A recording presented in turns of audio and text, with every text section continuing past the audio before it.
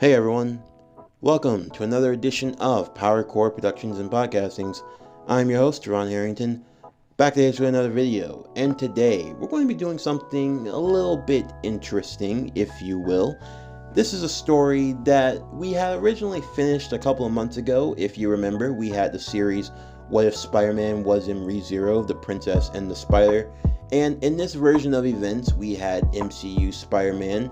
After the events of Infinity War, instead of vanishing in the snap, he arrived in the world of ReZero, and from there the story took on a life of its own. We covered seasons 1 and 2 of ReZero, as well as the events of Avengers Endgame. We were even able to do our own rendition of Spider-Man No Way Home in a movie form based off of this series as well. But for anyone who is familiar with ReZero, there are these special one-shot kind of stories in the light novels, basically taking different detours in the storyline for Subaru at various points in the story of ReZero, where if he makes a different decision, then you get a different outcome. And these outcomes are based off of the 7 deadly sins, and this story in particular follows the path of wrath. Basically, at the point in the story where Subaru had the choice to throw himself off of the cliff to get a do-over to save Rem, he basically had a choice to where he could have either made the sacrifice or he could not and instead given to his wrath and hatred.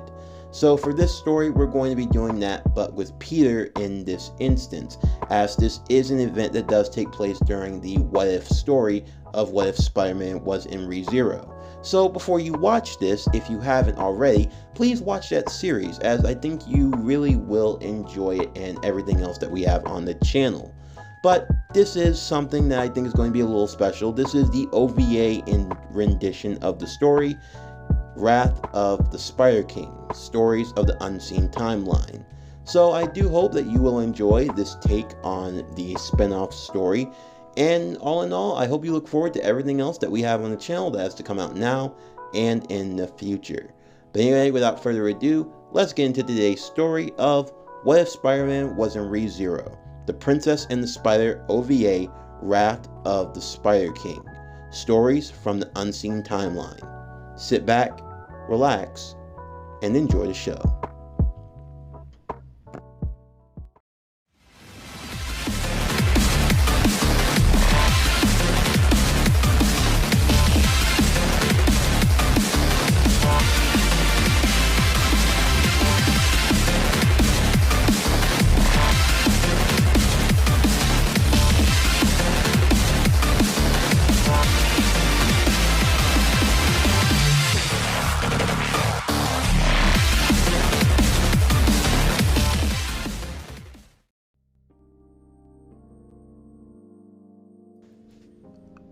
For our story, we begin at a point in time before Peter entered into the world of ReZero.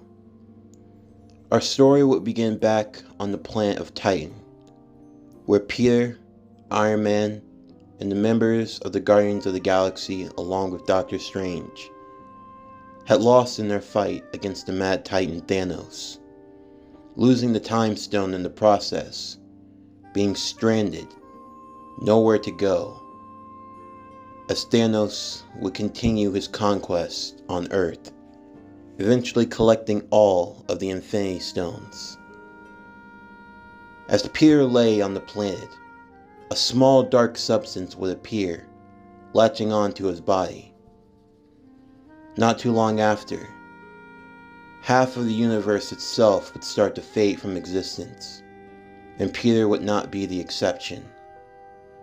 He would clutch on to Tony Stark, his mentor, Iron Man, begging that he did not want to leave, as he could feel his body fighting against the snap itself. The pain of trying to exist and not exist at the same time was excruciating for the young hero. So much so, that what he felt inside of his heart was not a sense of sadness, but an innate sense of anger, of rage, that things had to turn out the way that they did, His anger towards Thanos, towards everyone and everything that had brought him to this point. As he felt himself slowly slipping away, he would feel his soul before it was erased from this world, being pulled into the world of ReZero. And as such, Peter would eventually find himself in the capital of Lagunica. From here, the story would play out the same as you have heard in the original What If Spider-Man was in ReZero. All the way up until the point where Rem would mysteriously die. For everything Peter had been through up until that point, his anger had only grown more and more. So much so that he hadn't really noticed that his suit had changed until just before the last loop, when he realized that for some reason he had a black suit that replaced his old red and blue one. He felt more powerful, more invigorated, stronger than ever before. He would come to learn that what he had was a symbiote, a parasitic-like creature, an alien that bonded with its host for survival, and in turn gave them incredible power, but also fed on the emotions of its host. And Peter's main emotion that he felt was wrath and anger. And now he felt as though he had reached a boiling point. Here lay a dead Rem. He had no idea what had happened or how she had gotten to this point, but yet he was being falsely accused by both Rom as well as Roswald. Only Amelia and Beatrice would stand to defend him, as a fight would break out in the mansion, Rom chasing after Peter into the forest. Peter desperately tried to fight back his anger. He warned her not to go through with this. If she tried to fight him, she was only going to die. In that moment, the symbiote would start to course through Peter's own veins. Peter did not feel as though he needed to be virtuous. For what had he done wrong in this situation? What did Peter do to warrant this sort of attitude? He had committed no crime. He wasn't responsible for Rem's death. It seemed there were a lot of things that he wasn't responsible for, and yet those responsibilities were always thrown upon him. He remembered the lesson of with great power comes great responsibility. But what about the responsibility that each man must bear on his own? In the end of the day, Peter was not responsible for the death of Rem. That was a situation that they would have to deal with. But if they were going to make it his problem, then he was going to offer the solution. As his dark suit would come across his entire body, Rom, focusing her demon-only power, the winds bellowing around her as she moved forward to Peter. She would ask him one last time to confess to his sins, but Peter would say nothing. She became angered by his silence. The torrents around her growing stronger and stronger, cutting the trees and ripping them from their very roots, launching them all towards the black figure. Peter would effortlessly dodge all of the debris coming his way. Using his symbiote-enhanced webbing, he would grab one of the tree branches and slam them back towards Rom. Rom would be slow to get back onto her feet. However, her bloodlust would not leave her body. As she continued her fight with Peter, Peter continued over and over again, giving into his rage. He told her, he warned her one last time to stop this. But Rom only cursed Peter's name, yelling that she didn't care how long it took. She would kill him and see him dead. The moment she said those words, she sealed her fate. As Peter grabbed her with his webbing, he swung her around until she slammed into the side of the mountain, her skull cracking against the solid rock and blood spattering from her head. She was just barely conscious, but Peter was not finished. With the web still attached to her body, he would continue to swing her body against the side of the rock over and over again. the thuds becoming loud and sickening, until eventually she grew silent. Eventually it got to a point where you couldn't tell where Rom truly began and where the gore ended. She was nothing but a mangled, broken, beaten body. She had died after the third swing, but he swung a total of 100 times, letting his anger be released from him. And he had to admit, he liked how it felt.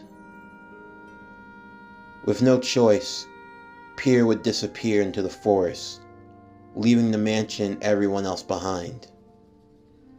No one would hear from Peter for the next 2 years.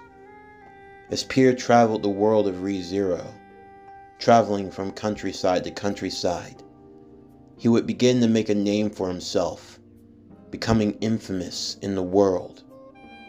He founded an organization known as the Totem. He stationed himself in a castle known as Pandemonium. Together, his group would take up assassination missions, collecting wealth and gaining power and influence all through the world. While Peter kept to his morals, there were some that he were willing to let go of. For the right price, and if the situation called for it, anyone could get the sword. Peter would continue to train and hone his powers, not just with his spider sense and with venom, learning and understanding more of what the symbiote could do, but he would also gain followers, strong warriors to fight by his side. He even recruited the Bow Hunter, Elsa, and her sister, the master of the Mob Beast, Mei Li. Even though they had their differences in the past, they agreed to work together, since Peter essentially gave Elsa a place where she could let loose. However, Peter made it very clear that she was only to let loose when he said so. And if she ever felt like crossing him or disobeying him, then she would pay the price, along with her precious little sister. Even the demented swordswoman would have to recognize her place. For the one time she tried to stand to Peter, she paid the consequence heavily. Among Peter's fighting forces, there were 2 of his guards in particular. There was Hannibal, a hybrid wolfman, a master in the art of curses as well as in the shinobi arts, being one of the strongest in this world, along with another, a swordsman who wielded 2 blades, a boy with blue hair named Celius, a fighter capable of going toe-to-toe with that of the legendary swordsman Reinhard. He came from a kingdom just south of Lagunica.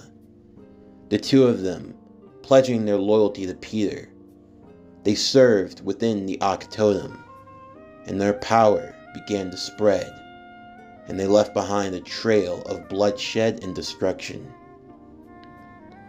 Roswald, in the meantime, being left alone in his mansion, both Rem and Rom gone, he found himself swallowed into a darkness, a deep depression in which no one could get him out of. With no choice, he would have to hire Frederica back to the mansion once more. She had worked there prior to even both Rom and Rem. However, she left for some time. Even with Frederica doing her best, Roswald remained reclusive, keeping to himself. Puck, in the meanwhile, was becoming more and more agitated with Roswald. The only reason why Amelia was staying here originally was because they believed this was a place where she could be kept safe. But yet up until now it seemed as though everything but that was happening. First Rom, then Rem. Then there was a never-ending attack from the witch cultists. It seemed as though Lord Roswald cared less and less every time that they fought. Amelia did not feel safe there either. If she could, she would want to go anywhere else, but she wasn't sure of where to. Even Beatrice had become reclusive as well. And then there was Subaru, a boy that they had met just 2 years prior to Peter's arrival. The boy had come from another world, but he had no idea how he had gotten there. Unlike Peter, Subaru did not arrive via the Witch of Envy, and as such, he did not have return by death. However, this Subaru was different from the one you might know. This Subaru, at this point in time in his life when he arrived to this world, had not completely become a shut-in. He was still useful in some regards. This new world reinvigorated him. He studied in the capital, trained and built himself up to be a respectable knight, being able to fight on par with some of the best, only lagging behind those like Julius and Reinhard, which was a pretty big accomplishment for Subaru for the most part. However, ever since Subaru had left for his mission to the kingdom in the west, he hadn't returned any time since then. After everything that happened, Emilia had given up hope in Subaru.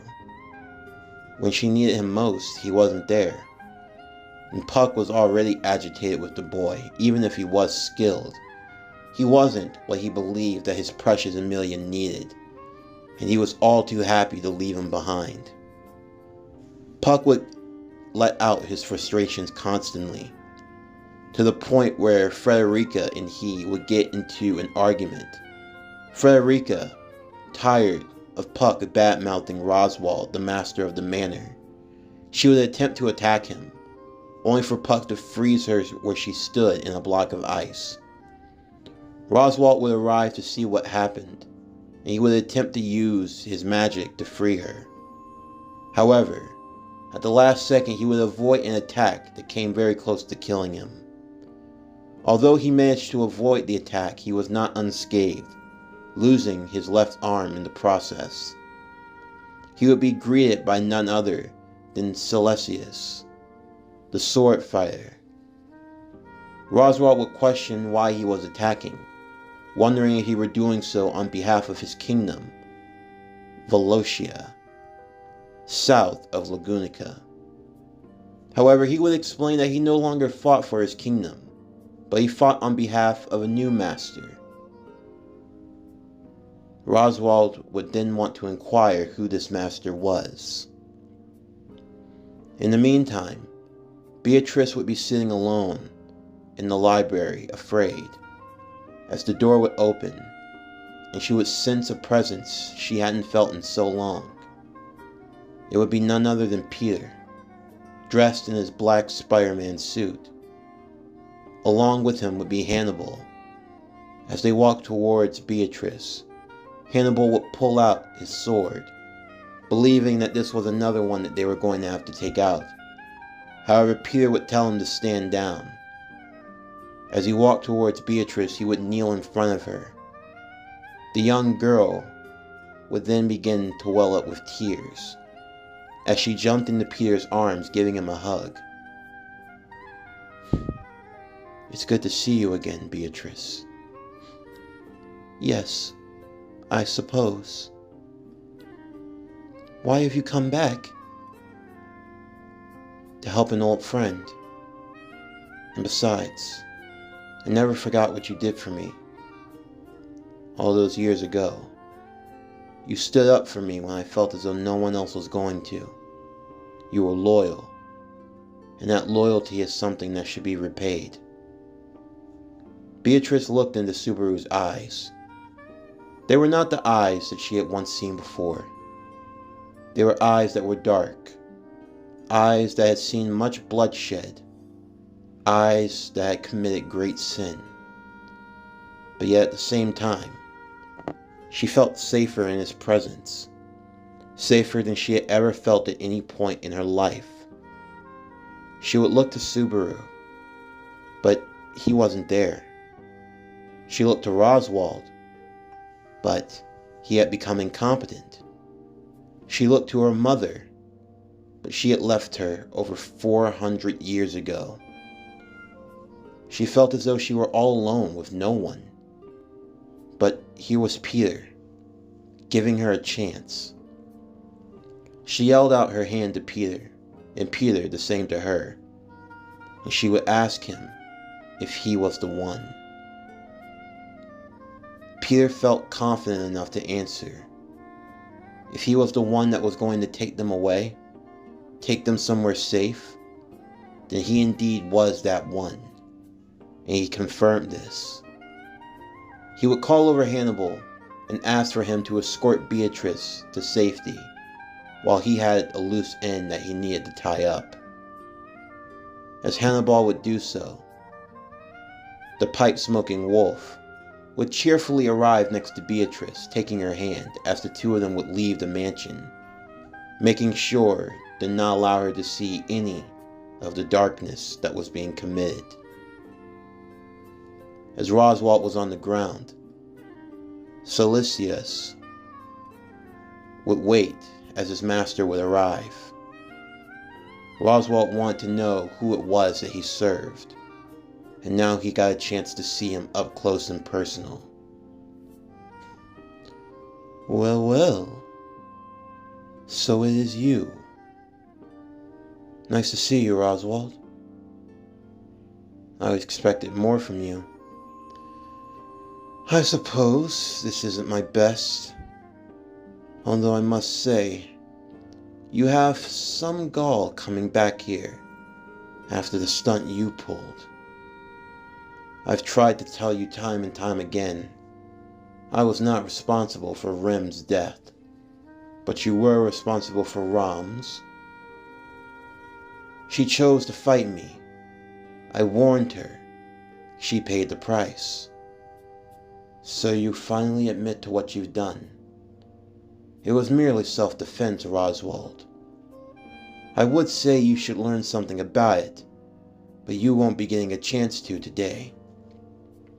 I see. Although I must wonder though, I doubt you came here of your own volition. So tell me, who sent you? Do you really need to ask?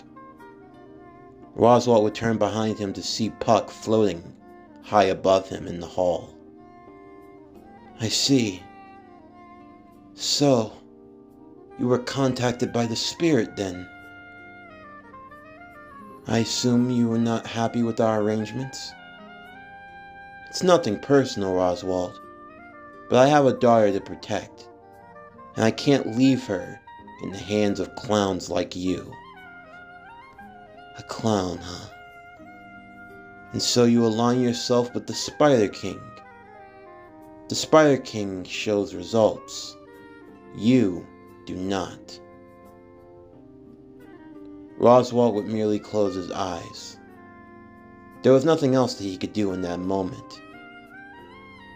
As soon as his lids were shut, a blade would slice through his neck as his head went rolling in the halls. Peter would go along with Puck and collect Amelia, everyone leaving as the mansion would be burnt to the ground. Frederica would be standing off to the side. She couldn't believe what had happened, that this could have possibly have taken place. As she watched everyone else preparing to leave, Peter would turn back towards her. I have no business with you, demi-human. If you wish to join us, you may. If you wish to leave, you're more than welcome. If you attempt to fight me or stand in our way, you will be considered an enemy. And you understand that, don't you? While Frederica herself was filled with much hate for Peter, she knew that there was nothing that she could possibly do in this moment. She would merely transform into her beast-like state and run off into the forest, disappearing into the night. With the answer now given, Peter and everyone else would then leave, heading back to Pandemonium. In the meantime, Lagunica was now becoming more and more agitated with Peter and his antics. but now to have killed Roswald, an important figure in the capital of Lagunica and in the kingdom itself. This was an act that could not be ignored. Even Subaru would make his way back to Lagunica, hearing that Roswald had been killed and that his Amelia had been taken. He hadn't seen her in over 2 years.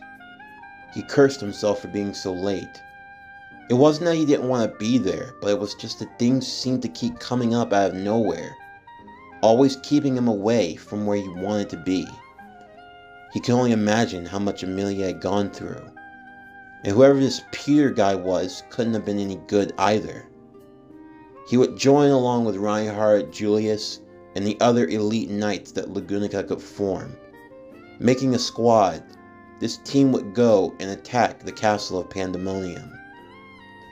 As the walls would break through, they would arrive to the throne room where Peter would be waiting. The sword saint himself, Reinhard van Estrella, would lead the charge as he came face to face with the Spider King himself, as Peter's mask would slowly peel off from his face, revealing himself to Reinhardt. "It's you, that boy that I met. Peter." "Reinhardt, so it seems they finally sent you to come for me." "It appears so. Your actions can no longer be ignored. I have come to put an end to you, Peter, the Spider King." "You will try. I do hope you realize I haven't been avoiding you these last few years. Far from it. I've merely been studying you from the shadows, keeping my patience, waiting until the opportune time would arrive." Before Peter could even stand up from his seat, Celsius would step forward. The swordsman with his 2 blades, one red and one blue. He was the one swordsman in the world that was considered a rival to Reinhardt. Despite Reinhardt being blessed with many of the properties of protection, he was still the only one capable of giving him a fight, causing him to have to remove his legendary sword, the Dragon Sword, as Caecilius would remove his 2 legendary swords as well, the Dream Sword and the Fiend Sword, as the 2 would engage in combat. Meanwhile, Amelia and Beatrice would be within the castle walls as they heard the fighting and commotion. Puck would warn them that Reinhardt had arrived to kill Peter. The 2 girls were now left in a bit of a peculiar situation. They had come to understand everything that Peter had done, becoming the Spider King, the assassinations, the murders, the slaughters. While they could not justify everything he had done, at the same time, they thought about their own lives, and they realized for that moment that for all of Peter's faults, the one thing that he had always been was there for them. They would both take a deep breath before looking to Puck, now making their decisions very clear. They would arrive to fight off the various forces, eventually meeting with Reinhardt.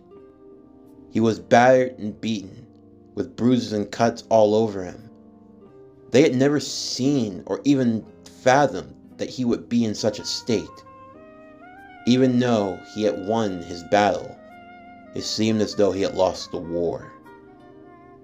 Reinhardt would urge the 2 of them to leave at once.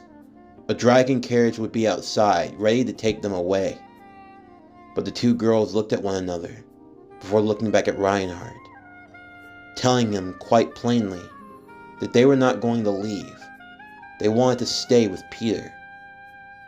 Reinhardt would then throw out all of what Peter had done. And he wasn't alone, for not too far off, arriving from his own fight, would walk in Subaru. Subaru looked to Beatrice and to Amelia. He rushed over towards them to try to give them a hug, but there would be a force of wind that would push him back. It was Beatrice. Puck would appear instantly, warning Subaru not to come any closer. Subaru tried to look to Amelia, telling her that he was sorry that he wasn't there sooner, that he wished he could have been. However, before Amelia could say anything, Puck would speak up. She needed you, Barasu. When she needed you most, where were you? Despite all of her calls, all of her pleas, you have not done anything for her. And yet you still want her to love you unconditionally. Just how greedy and selfish can you be? Subaru did not know how to answer. Reinhardt knew how hard this was for him, and he would still continue to urge them both to leave. He warned that he was going to kill Peter one way or another, that the Spider King would die this day. And just hearing that would cause Amelia to use her ice magic without thinking. The next thing Reinhardt knew, he was being stabbed with a sword made of ice. This caught him completely off guard. He couldn't believe that this had happened to him. He had divine protection. There was no way that he could have been attacked. Unless Amelia did it subconsciously, without even thinking about it. The thought of Peter being harmed, of losing the person that had been there for her, it caused her to react without thinking, and as such, she was able to attack Reinhardt. Seeing this, Peter would descend from the ceiling, jumping to Amelia's side. Both Subaru and Reinhardt would have looks of contempt on their face, as they both held their swords at the ready. Subaru had trained in the various magical arts. He had obtained the ability to use shadow as well as fire, and his sword skills weren't that bad. However, to Peter's side, Elsa, along with Melee and Hannibal, would arrive as well. Peter and Reinhardt would now come face to face with one another, as the Sword Saint himself would hold his blade towards him. Peter Parker, the Spider King, your purge of destruction ends here and now with me. I will be your final opponent. That is what you think, Reinhardt. But you do not understand. I now know your weakness, the one thing keeping me away from you. And now that I know it, I know, no, we know what we must do. Peter would then close his eyes. The symbiote would blot his ears as he removed his sword from his side, a dark black blade, as dark as a starless night. He held it towards Reinhardt. Subaru in the meanwhile would come face to face with an old adversary of his, that and Elsa the Bow Hunter. They had encountered one another many times before, never truly getting the upper hand over one another. Everyone would stand back and watch as the battles were now about to begin. However, outside, the forces attacking would still continue onwards. Amelia and Beatrice and Puck would look at one another. They knew what side they needed to take. Joining Hannibal outside, Amelia would feel an aura wash over her. As her dress changed from white to black, her eyes glowing a dark violet. She announced that her presence was known. Emilia, the witch of glaciation. Puck, the beast of the apocalypse. Beatrice, the spirit of endless knowledge. Hannibal, the wolf shinobi. These four would begin their battle with the remaining forces outside, as Reinhardt, the Sword Saint, and Peter, the Spider King, would begin their clash. Peter fought Reinhardt by using his greatest ability to his effect, that being the Spider Sense. The Spider Sense in and of itself was a defense mechanism, one capable of blocking and countering. He gave no thought to his actions. He emptied his mind. This was an ability or a technique known as Pure Dark. At this time, Peter would shut off all 5 of his primary senses. You could say this was a dark form of Ultra Instinct, to allow the body to move on its own, free-flowing, without any care or thought or knowledge.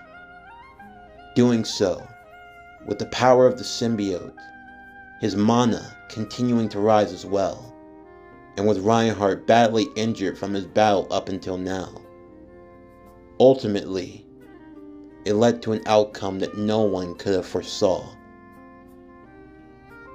As the others would finish off the forces outside, they would turn to the castle itself as a large explosion would take place. From out of the destruction and the rubble, Peter would walk forward, sheathing his sword, with Elsa by his side.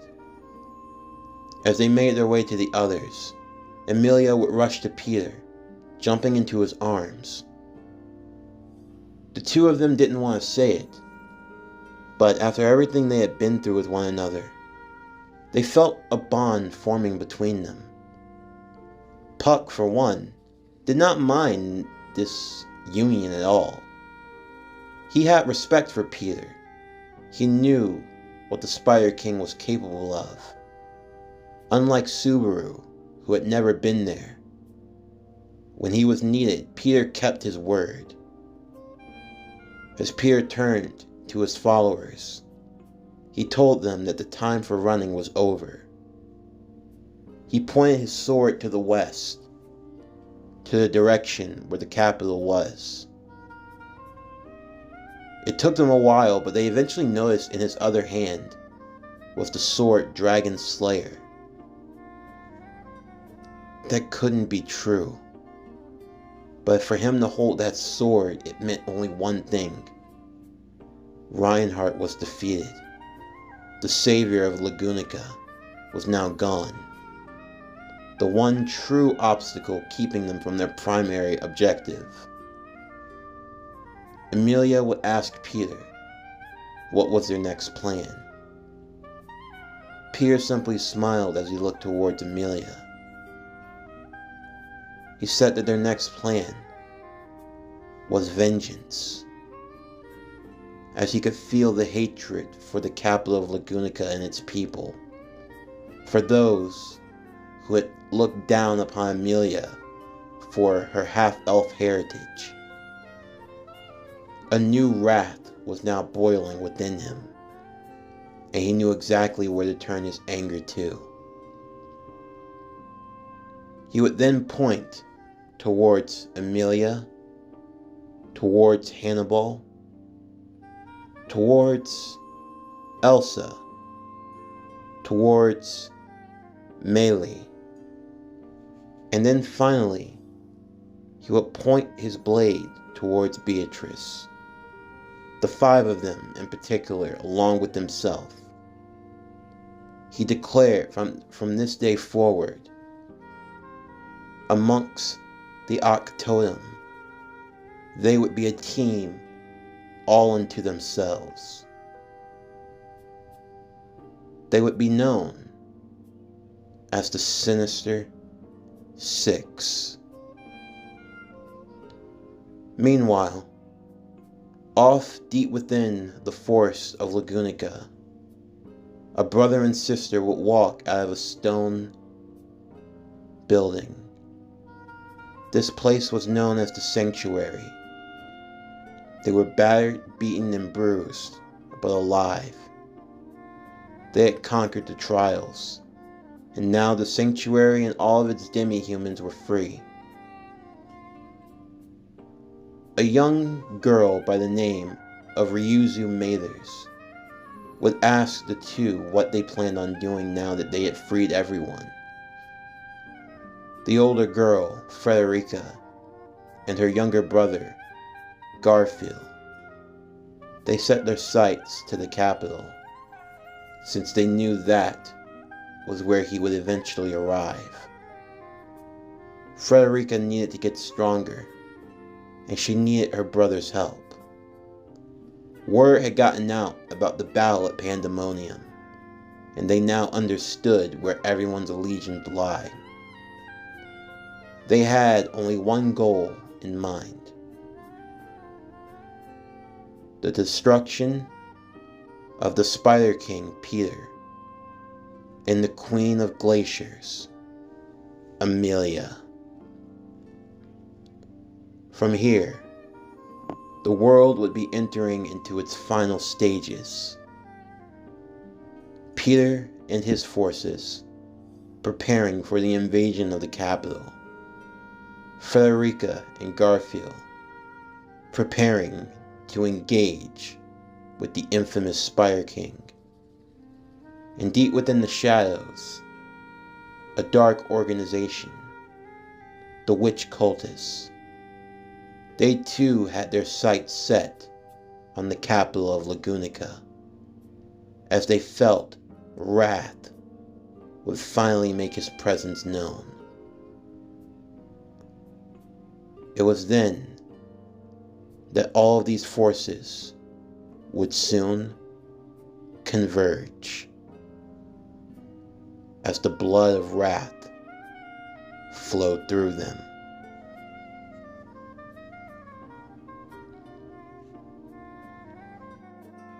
This concludes What If Spider-Man Was in ReZero? The Princess and the Spider, OVA, Wrath of the Spider King, Stories from the Unseen Timeline. If you are a fan of today's video and everything else that we have on the channel, then please don't forget to like, comment, subscribe, share, and hit that bell for post notifications so you can stay up to date on everything that is PowerCore Productions and Podcastings that has to come out now and in the future. I'm Javon Harrington with PowerCore Productions and Podcastings, signing off, and I'll see you next time.